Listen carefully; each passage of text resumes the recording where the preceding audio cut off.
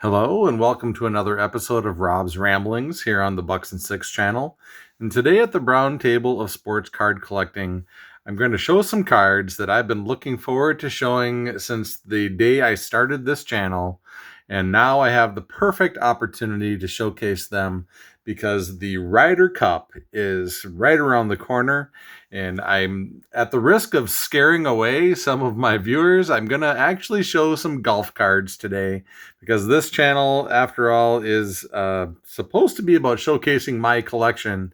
And I would be remiss if I didn't at least spend a good amount of time talking about my golf cards because even though I haven't mentioned them yet on the channel, my golf cards really are a pretty significant portion of my collection, and they have a lot of meaning to me. So with the Ryder Cup around the corner, I thought this was the perfect opportunity to show some golf cards. Now, I went around my display cases and looked through some of my boxes to find cards I wanted to show.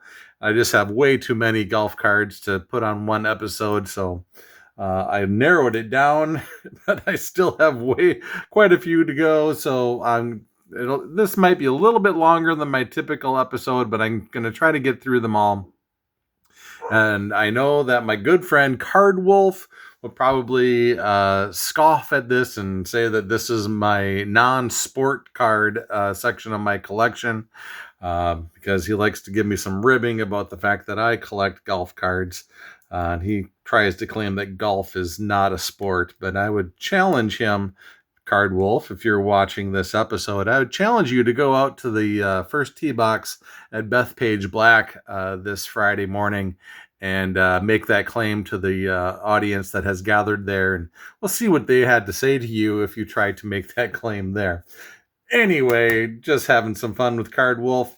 I'm going to get into these cards now. I'm going to talk about a little bit about each of these players. This is one of my Arnold Palmer cards. I don't have too many Arnold Palmer cards, but this one I thought kind of represented my Arnold Palmer collection fairly well.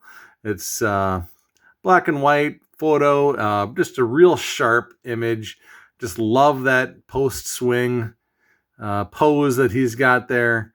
Arnold Palmer obviously played before I was watching golf too much, but heard the legends of the crowds that used to follow him around, so I kind of became a fan of Arnold Palmer after his career really ended.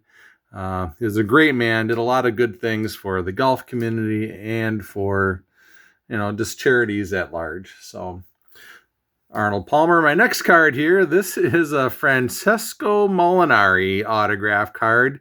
And there's a little bit of a story behind this one. My brother Al and I, every single major golf tournament for the last probably 40 years, we've predicted, we made guesses at who's going to win. And if our guy, we just pick one guy, and if our guy wins the tournament, the other guy has to buy him a large Dairy Queen Blizzard. And I started a mini collection of golfers that I've won Blizzards with. I never really did complete it, but Francesco Molinari won the British Open maybe about 10 years ago, and I had predicted that he would win. So I got a Blizzard out of that, and so I bought this autograph. It's even numbered. It's numbered to 99, number 57 out of 99. So definitely my best Francesco Molinari card, my only Francesco Molinari card. The next card on the stack here is a stature card. Now, I love these stature cards. I'm going to show some more stature cards in a coming up episode. I fell in love with stature cards when I collect golf or hockey cards, and a lot of my stature cards are hockey. Now, this case had a kind of a scratch cover, so I took that off there. But this is Annika Sorenstam, widely regarded as the best female golfer in the history of golf. So I couldn't hardly leave her off of my collection. This is numbered 169 out of 199. So really beautiful. These stature cards are very similar to the the Topps tribute cards that I have shown, but stature just has a little different edge to them. I just really love those stature cards. The next card here, this is just a autograph card of a guy named Jerry Kelly. Not too many people would even know who Jerry Kelly is, but being a Wisconsin guy myself, I kind of gravitated towards some of the Wisconsin golfers. Jerry Kelly is just a local Wisconsin golfer. Never won any majors, but he's done really well for himself on the senior tour. The next cards are two cards are another Wisconsin golfer autograph. This is Steve Stricker. Again, Steve Stricker never did win any majors, but he really has made a name for himself on the senior tour since he retired from the PGA Tour. Steve Stricker won several regular tournaments, but never really broke through on a major. He was in contention in many majors, but never got that W. This is another autograph Steve Stricker card, sign of the times, SP Authentic. Golf cards, there was kind of a lot of dead era times in golf cards. They didn't make golf sets every single year like they've done in baseball and football and hockey. There's a lot of dead years, and so it's kind of hard to find guys that played during Steve Stricker's time in professional golf. But I picked up what I could find and found a couple of autographs, so kind of proud of those cards. Now, the next card I have here is a guy named Tommy Fleetwood, and he just got his first PGA Tour win in the Tour Championship, so I was super thrilled. Tommy Fleetwood is he is my favorite current golfer, and there are not many golf cards of this guy out there at all. I've searched high and low, and his name just isn't in any of the more recent releases. But I did find this one. This is, if you can see it here, this is an Olympic card. So he played in the Olympics, and Topps made cards of Olympic teams. So that's how I ended up finding this Tommy Fleetwood card. He's played for Team Great Britain, and this is just a beautiful card. You can see the shine on it, and I snagged this as soon as I saw it was available because I had been looking for Tommy Fleetwood cards for quite some time, and this was the first one that I saw, so I snagged it. So I'll clear off these, make room for the next set of cards at Tommy Fleetwood over on the side there. The next one, this is a Tony Finau. I've got a few Tony Finau's I'm going to show. Now, Tony Finau is probably my second favorite golfer. Golf is unique in that, you can pick and choose whoever you want to cheer for. It's not like a sports team. I just cheer for my local teams because that's what's on TV around here. But golf, you can just choose who you like. And Tommy Fleetwood and Tony Finau really have kind of grabbed my attention. Neither one of them have broken through and won a major, but again, they've been in contention. Finau hasn't really been playing as well as he did earlier in his career, but I always cheer for Big Tony. So this is another stature card. You can just see how beautiful those stature cards are. The shine, they have a lot of that rainbow gloss to them. So love that Tony Finau card. The next Tony Finau is a Skybox card. I do enjoy opening Skybox. It's kind of an off-brand, but their cards, I think, are really sharp looking. And this was a really attractive card, I thought. The Skybox Tony Finau. I'm not sure what year any of these were printed. It's hard for me to read those, but maybe 2021. Can't see those too good without my good glasses. And then the next one is my last Tony Finau card. This is one I sent off to get graded because I just fell in love with the look of this card. This is another Skybox Metal Universe, and wanted to get one of my Tony Finau cards graded, and I searched and kind of settled on this one. I really thought about sending both of these in, but when I was making those decisions on which cards to send in, I have to cut my losses at some point and just settle on certain cards. But this one I thought was really sharp. got a 9 on it. Again, I don't care too much about the actual number.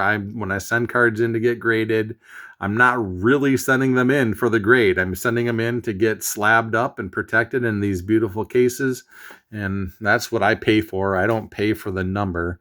I pay for the look and how the cards look sharper in those cases. Anyway, the next set of cards here, one of my, obviously along with the rest of the world, one of my favorite golfers, Tiger Woods. So I've got a modest collection of Tiger Woods cards. The next one I'm going to show, this one is a Goodwin Champions. Golf kind of pops up in all these oddball different releases, and Goodwin Champions has a whole lot of different things that they put in their sets. But golf was one of those things, and this is just, the shine on this is just really cool to look at. This is one of my first ever Tiger Woods cards I ever bought, and I don't know what year that was, 2023, 22, something like that. Next one is another Skybox golf card, and this is one that same set as the Tony Finau over here, but this one is Tiger Woods. Just love the shine on those and the color. Love that pose. Tiger Woods, classic follow through on his swing, but just really pretty cards. I mean, I could sit and talk about how pretty any of my cards are, and Card Wolf, I know you have your own opinion about golf, but I argue with you if you think these cards are not just as beautiful as any of the other cards that are produced in any other sport. These are just, to my eye, they're some of the more beautiful cards out there. So I'll clear these off and make room for the next set of 6 cards here. The next one is another Tiger Woods card, but it's also features Rory McIlroy. I think I might have shown this on an earlier episode, one of my very first episodes. Whoops, I showcased some cards that had more than one athlete on the same image. I'm pretty sure I showed this card in that video. But you can't get too much better than these two gentlemen. They own a whole host of major championships between the two of them. Love that card with those two amazing golfers, two of the best golfers to ever play. Another Tiger Woods. Now this one, I know I've been talking about how my mom has gifted me some cards. I know this one is another one that she gave to me, and it is just beautiful. This is an Upper Deck Masters card, and it's numbered. I don't know, it's hard to see in the light, but this is numbered out of 200. It's number 156 out of 200, and boy, I'm not sure if the camera is picking up how really beautiful this card is, but it's a great image, again, with his post swing pose, and then this kind of a picture of the man in the backdrop there. This is commemorating his 1996 Masters. At the age of 21, he was the first major of his career, youngest player to win a major. So Tiger Woods.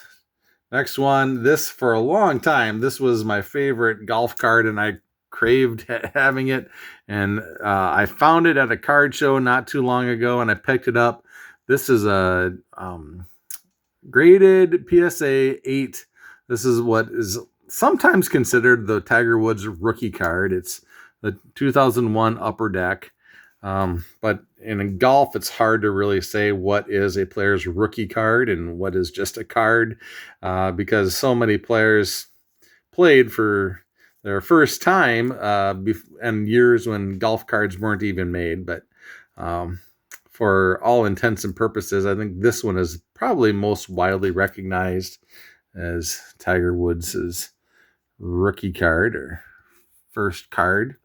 Then the rest of what I have here are cards probably of my all-time favorite golfer, Payne Stewart. And it's hard to even think back. I mean, it was almost, I guess I don't know that I should have looked this up, but Payne Stewart passed away in a plane crash after he had won the U.S. Open back in, I think, 1999. And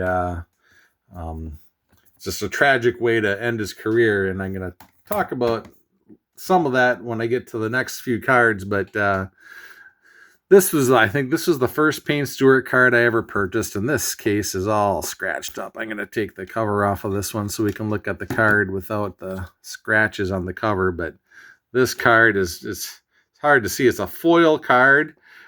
See if I can get it in the light good enough to see. It's just a really cool looking card.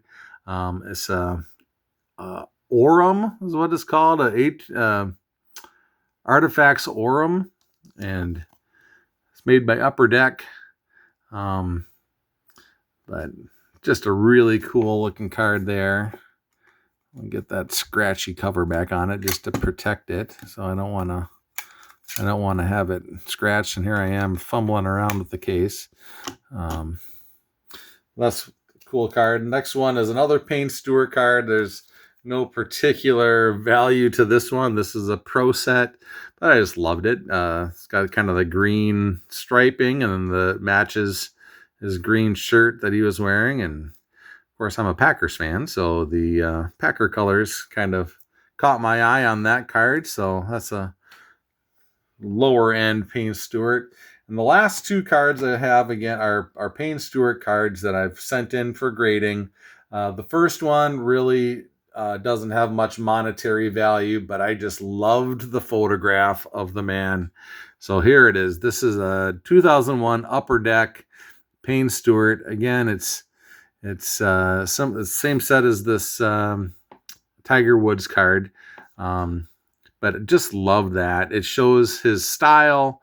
He always wore the hat, and now I'm drawing a blank on what those are called, the Knickerbocker pants. I don't remember what the style of the hat is, but that was his look. He was known for it, and really cool looking card there showing his style. And then the last card I have here is another Payne Stewart card, and this is my favorite golf card I think I'll ever own. I don't know what kind of value it has. I sent it in to get graded, and it got a 9. But this is the back. This is another stature card, Upper Deck stature, portfolio golf. And this photograph is just special. This is Payne Stewart celebrating after he had just drained a fairly lengthy putt on the last hole to win his only U.S. Open. And this is just a classic moment in golf history. And just knowing what happened a few months after this photograph was taken just kind of makes this card very, very special. He passed away in a tragic plane crash. But moments like this are captured forever because we have cards like this to commemorate the moment. So just a beautiful card, and it's numbered 31 out of 199.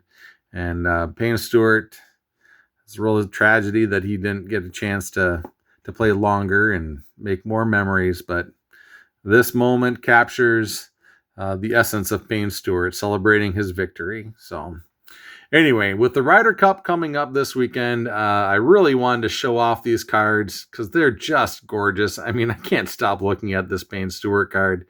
If I were to make a list, I haven't gone through that exercise. I know some people have. If I had make a top 100 list of my top 100 favorite cards, whatever, I don't know if this card would be at the very top, but it would definitely be in the discussion. It's just a home run of a card for me. So anyway, I've gone on for 20 minutes now, so I really appreciate anybody that stayed throughout this whole thing. Appreciate your time.